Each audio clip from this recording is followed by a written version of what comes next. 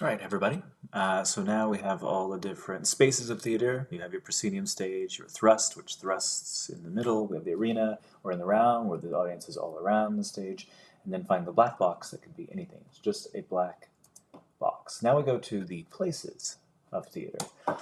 We have professional theater, and then we have amateur theater. Professional, the main definition that denotes professional theater is that you get paid. Most amateur theater you don't get paid for. Professional theater means that you get paid. Professional theater artists often belong to unions as well, and so that's another denotation.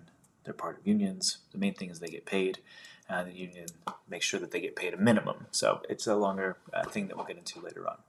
So professional theaters are broken down into a few different things. As you see here, we have Broadway, which you probably know about or you've heard of. We have off-Broadway, off-Broadway. Then there are tours, regional theater, dinner theater, and cruises. So all these different parts of theater exist. The first three are exclusively in New York City, which is the mecca of theater in the United States, much as London is in England, etc. Then you have tours that tour across the United States. We have regional theaters that exist within each city of the United States. Dinner theater, which is very rare nowadays, but there are a few of those, which are just theaters that also serve dinner while the show goes on, typically musicals. And then you have cruises. I don't know if you've been on a cruise, but there's a lot of shows on there. All these different parts of theater get paid. Most of them are union contracts as well for the actors. So let's start with Broadway. The term used to describe a small area in New York City where the theaters have at least 500 seats.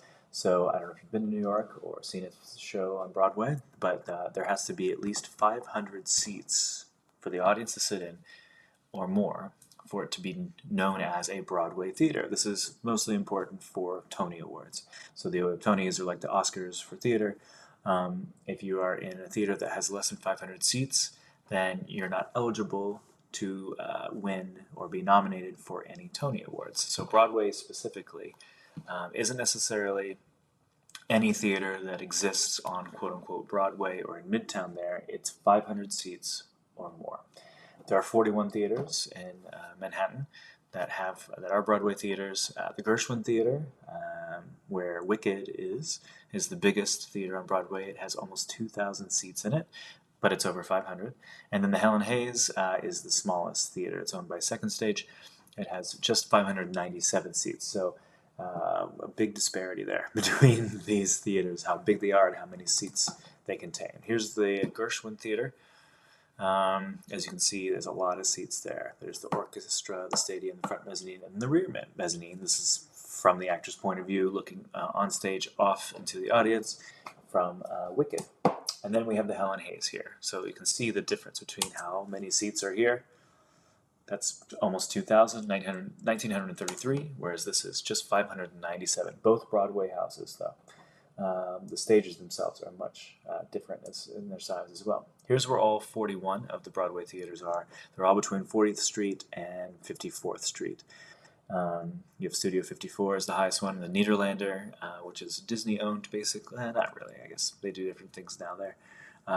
New Amsterdam on 41st is where Aladdin is right now. Then you have your different theaters on 42nd Street. You can see the Hayes on 43rd. You can see how many are on 44th and 45th. There's a little alleyway there, too, between the Shubert and the Booth called the Shubert Alley. Anyway, the newest one is the Hudson, as you can see right there on 44th Street. There's so many different theaters, over 500 seats for each one of those in between 40th, 54th Street. Broadway has elaborate settings, rich costumes, distinguished stars, like actors that are maybe famous from movies, from television, and sophisticated plays and musicals. It's where you see the newest work on a big stage. The most money is put into these productions, as you can see here, from Wicked. Look at how rich the costumes are, all very specific, how big the set is, the lights. Just the attention to detail is just bar none when you're looking at Broadway. Think about all the different designers that it takes to make all this work, but they have a big budget, so they can do a lot more with it. Here's another part. They have the big dragon, I believe it is. I haven't seen Wicked in a long time. At the top there, which moves into the audience. You can see how, again, just the different lights, sets, costumes. This is a new one on Broadway last year. This is Back to the Future. And you can see, again, the attention to detail.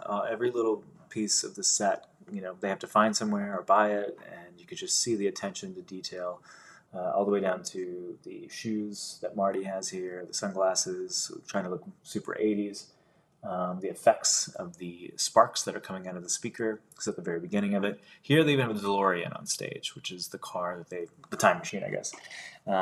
So it's big enough, and the budget is big enough to actually get a DeLorean and do all the work with it. Here is another musical. This is Rocky, when they did it on Broadway. You can see the boxing ring in the middle there. It actually came out into the audience at the end of the play. Again, you can just see how the lights, the budget for this thing is massive. And then here's a play on Broadway. Those are all musicals. Plays also exist on Broadway. And you can see the attention to detail on the costumes over there when you have the larger picture. But then the set on the middle one there, the chandelier, the attention to the crown molding at the top, just to put you in a specific place. And Broadway sets the bar for theater in the U.S. Tickets are from anywhere $20 to $145. Hamilton, you can get tickets, unfortunately, for up to $1,000. Whatever you want to pay, really. Typical budget for a Broadway show is between $8 and $12 million. Think about that. $8 and $12 million is your typical budget just to get to opening on Broadway. That's not for the daily burn or weekly burn.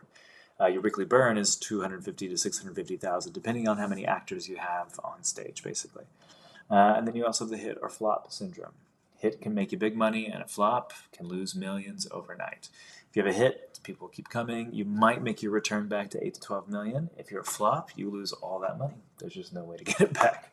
The highest grossing, and still counting, Broadway show of all time is The Lion King. About a month ago, it's hit over $2 billion. Over its time on Broadway.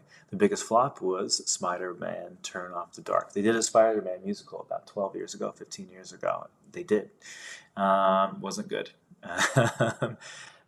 Bono tried to do the music for it. Anyway, they spent tons of money on it. Here's The Lion King. You can see, again, the attention to set, to the costumes, the details. They're basically all puppets. I don't know if you've seen it. It's a really wonderful play. The music's wonderful. The set's great. And then here's the Spider-Man Turn Off the Dark. So there's a lot of acrobatics in it. They were flying all the time because Spider-Man does the thing with his webs. It just didn't make any money. It wasn't very good. People got hurt too. Anyway, so on Broadway, actors get paid a minimum because of their union, $2,300 plus health and pension. So actors get their health insurance because of the union if they're working. So if you're working, you get enough weeks for insurance. So watch this video to see a clip from Hadestown.